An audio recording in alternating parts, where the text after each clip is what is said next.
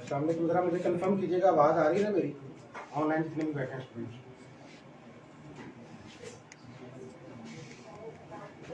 Okay ठीक है।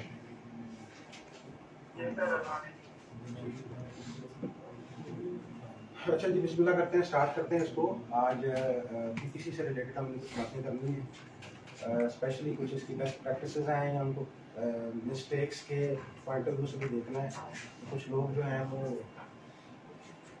क्योंकि उस तरह से प्रॉपरली उसको समझ नहीं रहे होते, कुछ मिथ्स हैं जिनके बारे में बात करनी है हमने।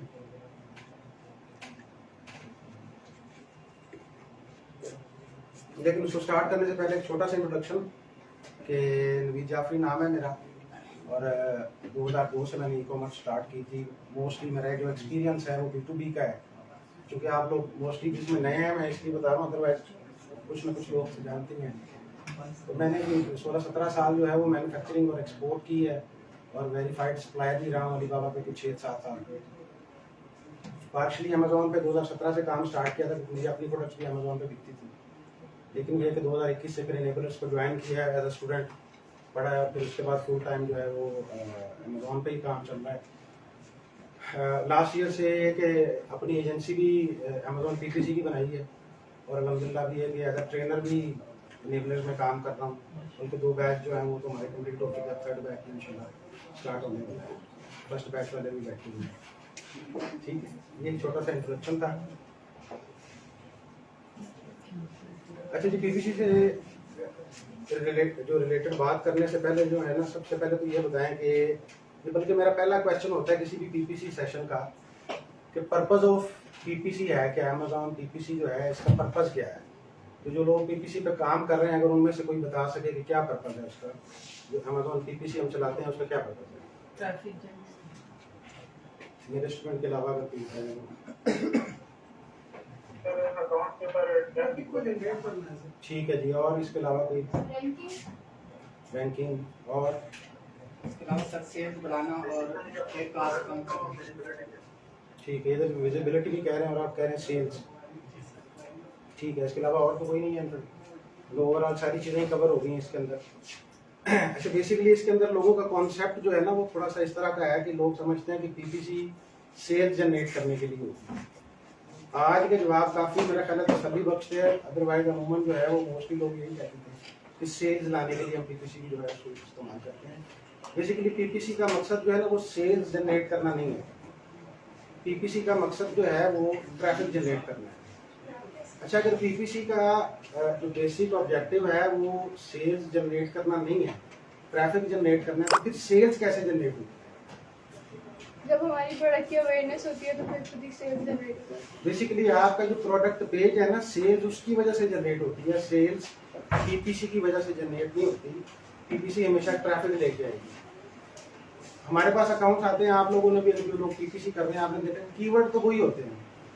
मतलब अगर अली पीपीसी उसको चला रहा है वो भी उसी को टारगेट कर रहा होगा, मैं भी कर रहा हूँ।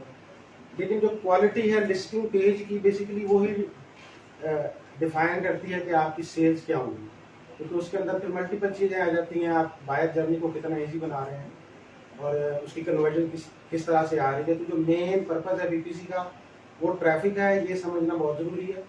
सेल्स उसकी वजह से नहीं आती, सेल्स आपकी लिस्टिंग की क्वालिटी की वजह से आती है। वो जितनी बेहतर होगी उतनी अच्छी जो सेल्स हैं वो आपकी लिस्टिंग जनरेट करेगी। अच्छा, सबसे पहली चीज़, वैसे तो ये अमूमन मैं एंड पे डिस्कस करता हूँ, लेकिन इसको आज मैं थोड़ा सा शुरू में इसलिए रख रहा हूँ कि पीपीसी से रिलेटेड जो टॉपिक है हमारा वो थोड़ा सा मिस्टेक्स से रिलेटेड है। जो पीपीसी मैनेजर बेसिकली होता है ना, उसके लिए बिजनेस माइंडसेट या फाइनेंशियल लिटरेसी जो है ना वो बहुत ज़रूरी है, फाइनेंस से रिलेटेड चीज़ों को समझना। अच्छा, फाइनेंस से रिलेटेड चीज़ों को समझने के बारे में बात करने से पहले ये जो इमेज आपको नज़र आ रही है ना, इसको मैं थोड़ा सा डिफाइन करना चाहूँगा कि इससे यही समझें कि पैसे दरख्तों पे नहीं लगते। क्योंकि आप चूँकि डायरेक्टली एक क्लाइंट के फाइनेंस को डील कर रहे होते हैं, उसको कंज्यूम कर रहे होते हैं, तो आपने हमेशा अपने माइंडसेट को इस तरह से रखना है कि जो पैसा है ना ये अपना ही पैसा है। अगर वो ज़ाया हो रहा है, वेस्ट हो रहा है, तो फिर उसका आपने खुद ही ख्याल करना है। अच्छा, जो बिजनेस माइंडसेट है जिसकी मैं इसमें बात करना चाह रहा हूँ, बेसिकली क्या है, हर बिजनेस का एंड गोल एक ही है। कोई भी बिजनेस है, ये जरूरी नहीं है कि अमेजोन का बिजनेस है, कोई भी बिजनेस ले लें, उसका जो एंड गोल है वो एक है, और वो क्या है? सेल जनरेट करना, मनी, सॉरी, प्रॉफिट, प्रॉफिटेबिलिटी। हर बिजनेस का एंड गोल प्रॉफिट है। अच्छा, अब हमारे जिम्मे जो अकाउंट है बेसिकली वो भी एक बिजनेस है जिसपे हम पीपीसी चला रहे हैं, उसका मकसद भी प्रॉफिट जनरेट करना है। तो हम जो पैसा उस पर बजट जो उस पर लगा रहे हैं, उसमें कुछ बजट तो ऐसा है जो उसकी टेक्निकल परफॉर्मेंस पे लग रहा है, लेकिन एट द एंड उसके अंदर जो फाइनेंशियल परफॉर्मेंस है ना, वो नजर आनी चाहिए। अच्छा, इन चीज़ों को डे 1 से ट्रैक करने की कोशिश लोग नहीं करते। मतलब आपने पीपीसी चलाई है 2 हफ्ते, 4 हफ्ते, महीना, 2 महीना चलती रहती है, इन चीज़ों को आइडेंटिफाई कौन करता है? क्लाइंट। इन चीज़ों को खुद से आइडेंटिफाई करना है कि हमारी परफॉर्मेंस क्या है। चाहे वो टेक्निकल परफॉर्मेंस हो, टेक्निकल परफॉर्मेंस वाला किसको कहते हैं कि आपकी रैंकिंग कैसी चल रही है। फर्स्ट टाइम लॉन्च किया प्रोडक्ट, तो इनिशियल स्टेज पे तो आप कोशिश करते हैं ना कि इसकी रैंकिंग आनी शुरू हो जाए, वो उसकी टेक्निकल परफॉर्मेंस है। लेकिन फाइनेंशियल परफॉर्मेंस क्या है कि उस पर लॉस तो नहीं हो रहा है, या उसकी एक और की क्या कंडीशन है। इन सारी चीज़ों को डे 1 से लोग ट्रैक नहीं करते। उसको ट्रैक करना बहुत बड़ा इजी है। आप अपनी परफॉर्मेंस को देखें, जब आप उसको ट्रैक करना शुरू करेंगे और आपको वो लॉस का नंबर नजर आएगा ना, तो आपकी परफॉर्मेंस ऑटोमेटिकली बेहतर हो जाएगी। इससे पहले कि क्लाइंट आपको बताए कि भाई ये 4000 का लॉस हो गया, या इसमें एक कॉस्ट कंट्रोल नहीं हो रही, या इसमें फर्दर लॉसेज हो रहे हैं, तो उसको कंट्रोल करना जो है या उसको मॉनिटर करना, ये एज अ पीपीसी मैनेजर हमारी सबसे बड़ी जिम्मेदारी है। इसलिए इस चीज़ को मैंने बिल्कुल शुरू में रखा है। इसको ट्रैक कैसे किया जाए, अपना जो फाइनेंशियल परफॉर्मेंस है उसको कैसे देखा जाए, तो उसकी 2-3 बड़ी सिंपल सी मिसालें हैं। सबसे पहले तो ये टूल्स भी अवेलेबल है। अगर आप पीपीसी चला रहे हैं तो आपको आइडिया होगा कि सेलर बोर्ड के नाम से टूल है, और भी इस तरह से पीपीसी के टूल्स हैं जहाँ पे आपको वो डेली बेसिस पे, वीकली बेसिस पे, मंथली बेसिस पे आपकी जो भी फाइनेंशियल परफॉर्मेंस है वो आपको बताता रहता है। अगर टूल नहीं है तो उसके अलावा आपके पास सेलर सेंटर पे SKU इकोनॉमिक्स का एक ऑप्शन होता है। अच्छा, आप में से SKU इकोनॉमिक्स का किस किस को नहीं पता? ठीक है, ये मोस्टली लोगों को पता है। SKU इकोनॉमिक्स बेसिकली जो है वो आपको उस स्पेसिफिक प्रोडक्ट के बारे में जितने एक्सपेंसेस हो रहे हैं और जितना वो रेवेन्यू जनरेट कर रहा है उसकी पूरी डिटेल है। जो आपको ऊपर स्क्रीनशॉट नजर आ रहा है, ये SKU इकोनॉमिक्स का है। अच्छा, ये कहाँ से आता है? अब मैनेज इन्वेंट्री में चले गए, मैनेज इन्वेंट्री में जाएंगे तो जहाँ पे प्रोडक्ट की इमेज आ रही होती है ना, वहाँ पे उसका एसएन और बाकी चीज़ें भी आपको नजर आती है, वहाँ पे SKU भी नजर आएगा और वो क्लिकेबल होता है। जैसे ही आप उस पर SKU पे क्लिक करेंगे तो आपके सामने ये विंडो ओपन हो जाएगी। इसको थोड़ा स्क्रॉल डाउन करें, नीचे आए तो उसके बाद आपको ये ग्राफ नजर आएगा जहाँ पे वो बाय डिफॉल्ट तो खैर लास्ट 30 डेज का उसने डेटा सेलेक्ट किया होता है, लेकिन आप लास्ट प्रीवियस 6 मंथ्स, 12 मंथ्स या इवन कस्टम डेट देख के भी ओवरऑल उसको, या वीकली अगर देखना चाहते हैं तो आप देख सकते हैं कि उस पूरे वीक के अंदर ओवरऑल क्या परफॉर्मेंस है। अच्छा, इसका आपको जो एक बेनिफिट है वो तो ये है कि आप कुछ स्पेंडिंग कर रहे हैं उससे रिलेटेड, या जो आपकी सेल्स है वो भी कुछ ऐसे हिडन चार्जेस भी होते हैं जो उमूमन ये है कि वो फ्रंट एंड पे हमें नजर नहीं आ रहे होते, वो भी आपको यहाँ पे वो क्लियरली शो कर देता है। फॉर एग्जांपल, अगर ये लास्ट 30 डेज का डेटा है तो इसमें उसने बताया कि आपकी लास्ट 30 डेज में एवरेज प्राइस क्या रही है, यूनिट कितने सेल हुए हैं, रिटर्न क्या है, नेट सेल क्या है आपकी। अच्छा, ये अब बाकी सारे एक्सपेंसेस हैं।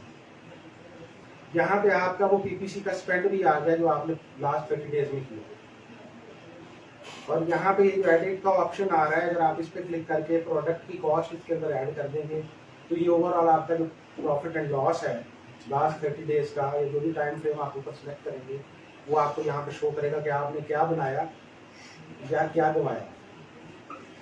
सेकेंडली ये है कि वैसे हमारे पास तो इस तरह की शीट्स होती हैं, हम उसके अंदर जो है वो डेली बेसिस पे जो है वो पीपीसी का स्पेंड क्या है, सेल्स क्या है, ऑर्गेनिक सेल्स क्या है, इस तरह के डेटा को ट्रैक करते हैं।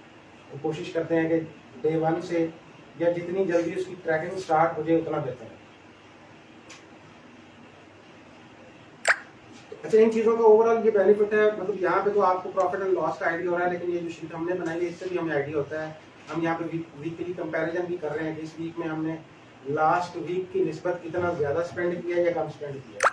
और उसका ओवरऑल ए कॉस्ट पे, टैक कॉस्ट पे, बाकी सारी चीज़ों पे, ऑर्गेनिक ऑर्डर्स पे क्या इफेक्ट आया है।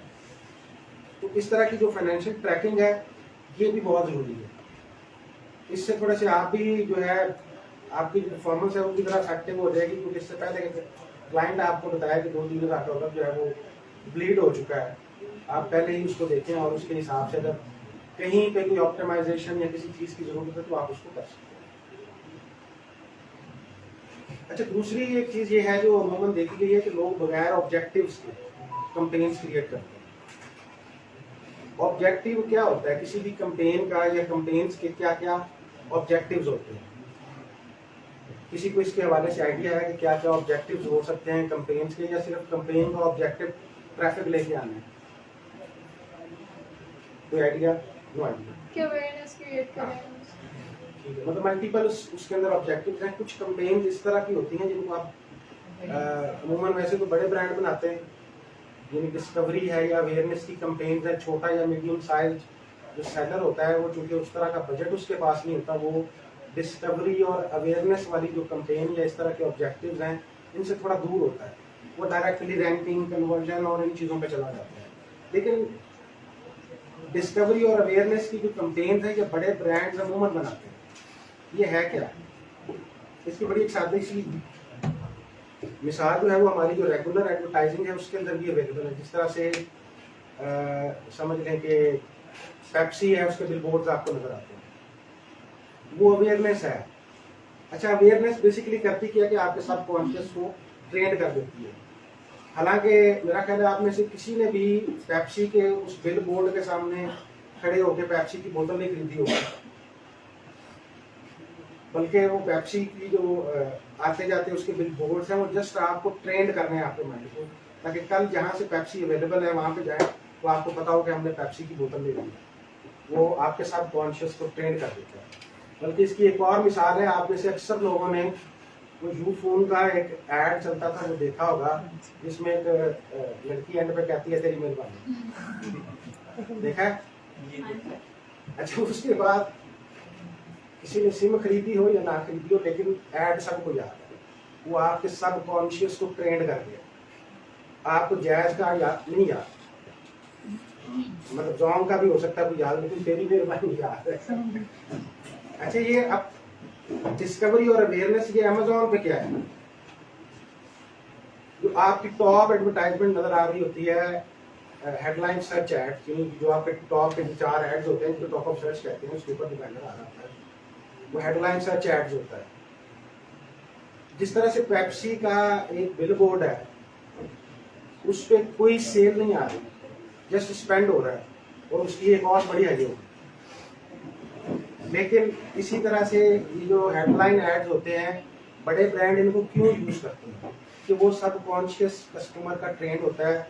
फर्ज करें कि एक ब्यूटी की प्रोडक्ट है और उसमें आके कोई भी स्किन से रिलेटेड प्रोडक्ट होता है और एक ही ब्रांड है जो टॉप पे सबको नजर आ रहा है। अब क्या है कि वो 2 महीने 3 महीने ऐड मुसलसल चल रहा है और वो फीड हो चुका है, वो उसकी एक और 3-4 महीने हाई है। लेकिन हेडलाइन एड्स जिन प्रोडक्ट्स के ऊपर 3-4 महीने 5 महीने चल जाते हैं, उनके ऑर्गेनिक ऑर्डर्स बढ़ जाते हैं। बल्कि उनके ब्रांडेड सर्च टर्म्स को समझते हैं, ब्रांडेड कीवर्ड्स को समझते हैं, सॉरी हाँ, यानी उसके ब्रांड के नाम से लोग फिर उसको सर्च करना शुरू करते हैं। तो ये जो डिस्कवरी और अवेयरनेस है, ये बेसिकली चूंकि बड़े ब्रांड इसको करते हैं क्योंकि इसमें एक कॉस्ट आई है, अदरवाइज रोज क्लाइंट के साथ लगाई होगी कि एक कॉस्ट बड़ा अच्छा है। लेकिन ये एक ऐसी काम की चीज़ है कि जो बाद में आपको ऑर्गेनिक ऑर्डर अच्छे देती है और ओवरऑल एक ब्रांड की ग्रोथ में बहुत इंपॉर्टेंट रोल है इसका। अच्छा जी, उसके बाद जो मीडियम साइज सेलर है वो रैंकिंग, कन्वर्जन और रिसर्च की कंपेन क्रिएट करते हैं। नॉर्मली क्या होता है कि हमारे पास जस्ट कंपेन क्रिएट होती है, हमारे पास ऑब्जेक्टिव नहीं होता। ऑब्जेक्टिव डिफाइन करने का फायदा क्या है? आप लोग बोर तो नहीं हो रहे बीच में जब हमारे में बता रहे? अच्छा, ऑब्जेक्टिव डिफाइन करने का ये फायदा है कि जब आपने उसकी ऑप्टिमाइजेशन करनी है तो आपको पता होगा कि ये कंपेन मैंने क्यों क्रिएट की है। फर्ज करें आपका टारगेट एक कॉस्ट 35%, लेकिन उसका एक कॉस्ट 50% आ रहा है, तो हाई है ना। अब अगर आप उसकी परफॉर्मेंस को जज करेंगे उसके एकॉस के साथ और वो रैंकिंग कैंपेन होगी तो वो एक अच्छी स्ट्रेटजी इस सेंस में नहीं है कि उसका ऑब्जेक्टिव ही कुछ और है। वो आपको रैंकिंग दे रही है, आपने उसको कैसे क्रैक करना है, आपने देखना है कि ये जिस कीवर्ड को टारगेट कर रहा हूँ उनकी रैंकिंग की क्या पोजीशन है, क्या वो बेहतर हो रहे हैं, क्या वो पेज 2 से पेज 1 पे आ गया, या अगर पेज 1 पे है 30 पोजीशन पे है, 25 पे है, 20 पे है, क्या उसकी पोजीशन बेहतर हुई है, वो उसकी परफॉर्मेंस है। तो जो ऑब्जेक्टिव्स होते हैं ये भी आपकी परफॉर्मेंस को बेहतर करते हैं। हमारे यहाँ ज़्यादातर मोस्टली कंपेन सिर्फ सेल्स के माइंडसेट से बनाई जाती हैं, रैंकिंग को या बाकी ऑब्जेक्टिव्स को नहीं देखा जाता। इसी तरह से रिसर्च की कंपेन है। अब रिसर्च क्या है, और कीवर्ड्स देखना या और कीवर्ड्स को ढूंढना। तो आपकी फ्रेज की, ब्रॉड की, ऑटो की जो कंपेन्स हैं टेक्निकली वो रिसर्च कंपेन है, लेकिन उनको भी हम कन्वर्जन या सेल्स के लिए यूज करते हैं। तो कंपेन्स का ऑब्जेक्टिव जो है बेसिकली वो डिफाइन करेगा कि आपने उसकी परफॉर्मेंस को कैसे जज करना। अगर तो वो कन्वर्जन की कंपेन है, रिसर्च की कंपेन है, तो फिर आप उसको एक और से जज करेंगे। अगर आप उसको रैंकिंग के पॉइंट ऑफ व्यू से बना रहे हैं तो फिर आपने उसकी जो परफॉर्मेंस है वो टेक्निकल परफॉर्मेंस को देखना है। हाँ, ये नहीं है कि उसका एक और 200-300 पे चला गया है तो उसको चलने देना है, उसको भी आपने मॉनिटर जरूर करना है, लेकिन एक टॉलरेंस लेवल होता है आपकी कंपेन्स का जिसको मॉनिटर करना जरूरी है। अच्छा, अमूमन इस तरह की क्वेश्चन जो है वो स्टूडेंट भी पूछते हैं कि हमने अब ये प्रोडक्ट लॉन्च कर दिया, पीपीसी चलाने जा रहे हैं, कौन से कीवर्ड्स को टारगेट किया है, क्या लॉन्ग टेल पे जाएं, मेन कीवर्ड को फलां ने बताया मेन को नहीं टारगेट करना, फलां को नहीं करना, फलां को करना, ये ऑटो चला लें। अच्छा, ऑटो की कंपेन जो है लॉन्च फेज के ऊपर कितने लोगों ने चलाई है, काम कर रहे हैं अमूमन लोग चलाते हैं, वैसे अभी तुम्हारे पास पीपीसी वाले थोड़े हैं। ऑटो की कंपेन जो है बेसिकली उसका फंक्शन क्या है, वो किस तरह से काम करती है। ऑटो की कंपेन बेसिकली ये है कि आप अमेजोन को हैंड ओवर कर रहे हैं ड्राइविंग सीट, कि आप खुद ही कीवर्ड ढूंढो, खुद ही प्रोडक्ट्स देखो, उन पे टारगेट करो। अब अमेजोन कैसे देखता है कि मैंने कौन सी प्रोडक्ट को, कौन से कीवर्ड्स को टारगेट करना है, तो वो सबसे पहले आपके लिस्टिंग कंटेंट को, आपके इंडेक्स के कीवर्ड्स को आके देखता है, तो वो कौन से हैं, या आपकी सेलिंग हिस्ट्री को देखता है। लॉन्च फेज के अंदर ऑटो की कंपेन अच्छा परफॉर्म नहीं करती, उसकी क्या वजह है कि आपकी ना तो सेलिंग हिस्ट्री होती है, ना उस तरह से कीवर्ड्स की इंडेक्सिंग हुई होती है, जिस वजह से ऑटो जो है वो फिर इधर उधर कोशिश करता है कि ग्लास बेच रहे हैं तो जग को टारगेट कर लिया, फ्रेड को टारगेट कर लिया, वो इस तरह की चीजें करता है। तो लॉन्च फेज के ऊपर कोशिश करनी चाहिए कि ऑटो को ना लॉन्च किया जाए, ना चलाया जाए। वैसे ऑटो सबसे बेहतरीन परफॉर्म करती है जब आपकी एक सेलिंग हिस्ट्री डेवलप हो जाए, क्योंकि आप से बेहतर अमेजोन समझता है कि किसको टारगेट करना है, लेकिन जब तक वो प्रोफाइल बन नहीं जाती तब तक अमेजोन को समझना भी मुश्किल है। उससे पहले आप बेहतर समझते हैं कि कौन से कीवर्ड है जिनको टारगेट करना है। तो सबसे पहले तो ऑटो से रिलेटेड ये है कि आप कोशिश करें कि लॉन्च फेज में कीवर्ड रिसर्च, मेरा ख्याल है कोई रॉकेट साइंस नहीं है, ईवीएस वालों को भी आता होगा कि कीवर्ड की रिसर्च कैसे करनी है और रेलेवेंसी शीट वगैरह कैसे बनानी है, या जिन्होंने पेड कोर्सेज किए हैं उनको तो यकीनन आइडिया होगा कि किस तरह से उसको बनाया जा सकता है। अच्छा, दूसरी चीज है कि अगर हमने ऑटो को नहीं चलाना तो फिर किन कीवर्ड्स को चलाना है, या किस तरह के कीवर्ड्स होंगे जिनको चलाना चाहिए। अच्छा, सबसे पहले तो कीवर्ड को थोड़ा सा मैं डिफाइन कर दूं, ये वर्ड हम बहुत यूज करते हैं। कीवर्ड बेसिकली कस्टमर की नीड को कहते हैं, कस्टमर की जरूरत को, नीड को कीवर्ड कहते हैं। यानी कोई भी चीज बाय करने के लिए, सर्च करने के लिए कस्टमर जो लिख रहा है ना, वो हम कीवर्ड कह रहे हैं अपनी टेक्निकल लैंग्वेज के अंदर, लेकिन बेसिकली वो है क्या, वो कस्टमर नीड है। तो आपने अपने कीवर्ड्स को और अपनी प्रोडक्ट को समझना है, उससे आपको खुद ही आइडिया हो जाता है कि आपके किन कीवर्ड्स को टारगेट करना चाहिए। रेलिवेंसी शीट तो बन जाती है। बहुत सारी प्रोडक्ट्स ऐसी होती हैं जिनके ऊपर थोड़े बहुत सेमी रेलिवेंट कीवर्ड भी टॉप पे आपको नजर आते हैं, लेकिन आपसे बेहतर आपकी प्रोडक्ट को कोई नहीं समझता। यूटोपिया बड़ा मशहूर ब्रांड है, हमने उसको हराया है, मेरा कोलीग बैठा है यहाँ पे, हमने यूटोपिया से भी बेस्ट सेलर छीना हुआ है। तो यूटोपिया के वो जो ऑनर है, जबरान साहब उनका नाम है, जबरान नाम है। जी। अच्छा, उनसे किसी ने पूछा था, आई एम नॉट श्योर कि ये चीज़ मैंने पहले आपको बताई है या नहीं, कि आप पीपीसी मैनेज करने के लिए जिन लोगों को रखेंगे उनके अंदर आप क्या स्किल है जो आप देखते हैं कि इनके अंदर ये स्किल है, इनको रख लेना चाहिए। क्या उनको स्पॉन्सर ब्रांड बड़ा अच्छा चलाना आता है, या उनको रैंकिंग या कीवर्ड या इन सारी चीज़ों की रिसर्च करनी बड़ी अच्छी आती है, या स्पॉन्सर डिस्प्ले के बड़े वो कारीगर हैं। क्या ऐसी चीज़ है जो आप उनमें देखते हैं? उन्होंने कहा था कि मैं उस बंदे को प्रेफर करूंगा जॉब पे रखने के लिए कि वो मेरी प्रोडक्ट की पीपीसी मैनेज करे, जिसको पीपीसी चलानी आती हो, लेकिन सबसे इम्पोर्टेंट चीज़ ये है कि उसको मेरी प्रोडक्ट का नॉलेज है।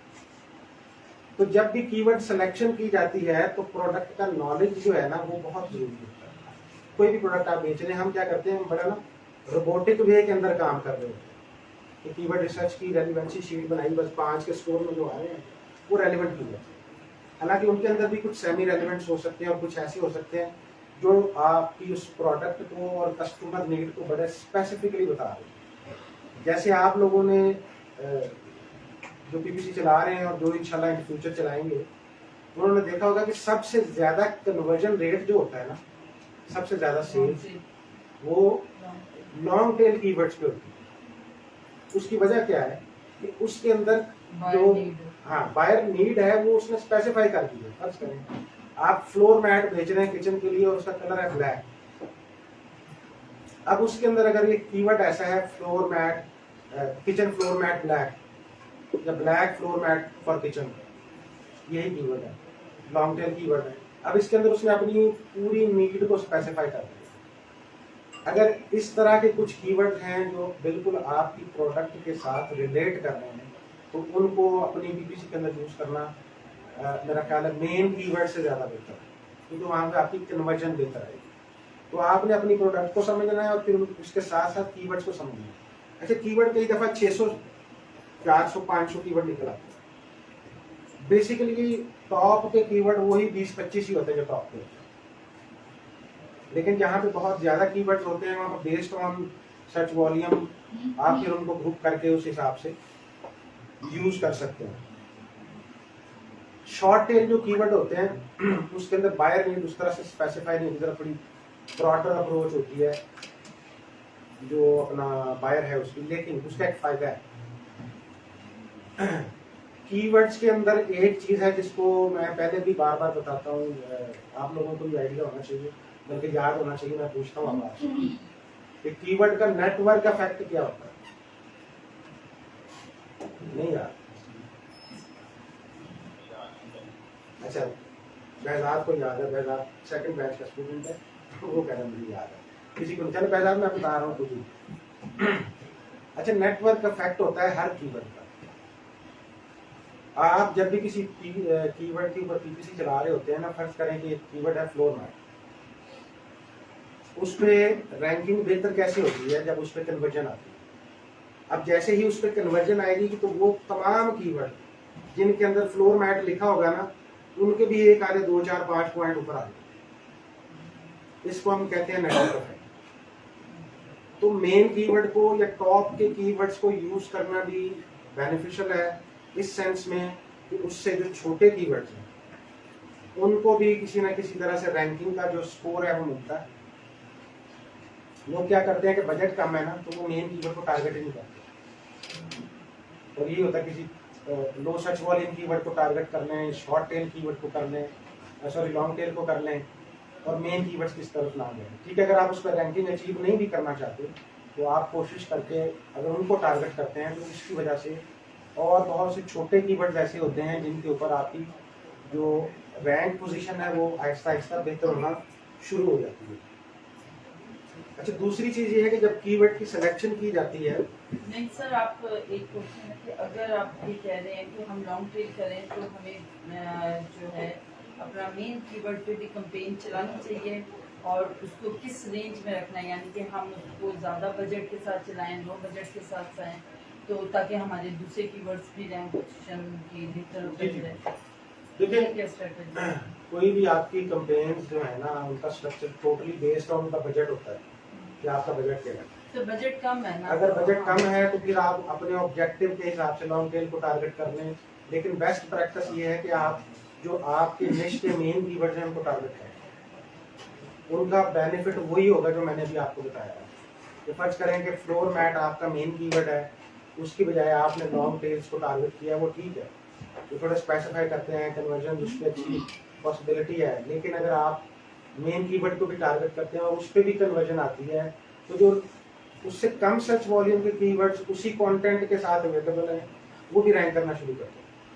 अब उसका सर्च वॉल्यूम अगर फर्ज करें 20,000 है, तो कोई 500 वाला रैंक हो जाएगा, कोई 1000 वाला, कोई 1500 वाला, उन पे ज्यादा उस इफेक्ट का असर रहता है। तो एट द एंड क्या होगा कि आप बेशक उस स्पेसिफिक कीवर्ड को रैंकिंग के पॉइंट ऑफ व्यू से नहीं चला रहे, वैसे ही चला रहे हैं, कन्वर्जन के तौर पे चला रहे हैं लेकिन वो ओवरऑल आपकी जो पूरी निश के कीवर्ड्स हैं वहां पे आपको रैंकिंग स्कोर कहीं ना कहीं मिलता है।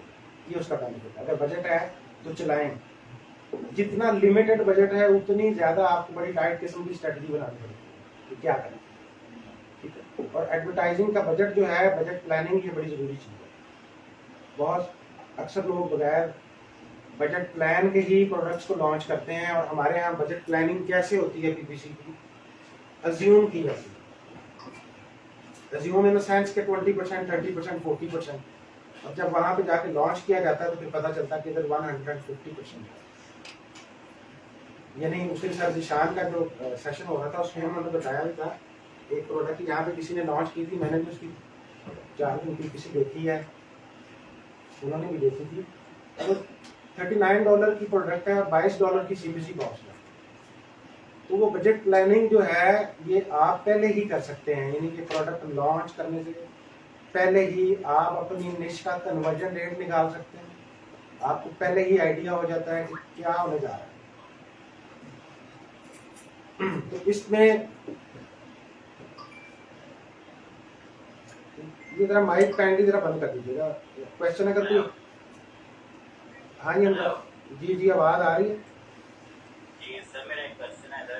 मैं कह रहा हूँ जरा बात सुनो, आप ना क्वेश्चन वगैरह नोट कर लो, फिर एंड पे करते हैं ताकि ये सेशन एक दफा कंप्लीट हो जाए ना, ठीक है ना। अच्छा, दूसरा ये है कि बहुत सारी कंपेन्स के अंदर हम भी चूंकि ऑडिट करते हैं, हमारे पास अकाउंट्स आते हैं, तो एक ही कंपेन है और उसके अंदर तीनों मैच टाइप्स को टारगेट किया गया। माइक बंद कर इधर से म्यूट कर देना।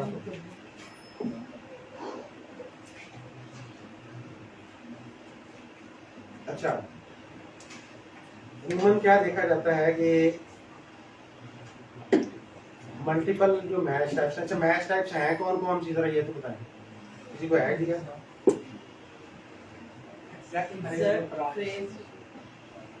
एग्जैक्ट है, फ्रेज है और ब्रॉड है, एक और भी है ब्रॉड मॉडिफायर भी है। अच्छा, ब्रॉड मॉडिफायर में मोस्टली लोगों को पता नहीं होता, मैं आपको बता दूं क्या होता है। ब्रॉड मॉडिफायर याद है? जी इतना सही से याद लास्ट टाइम ही बताया था।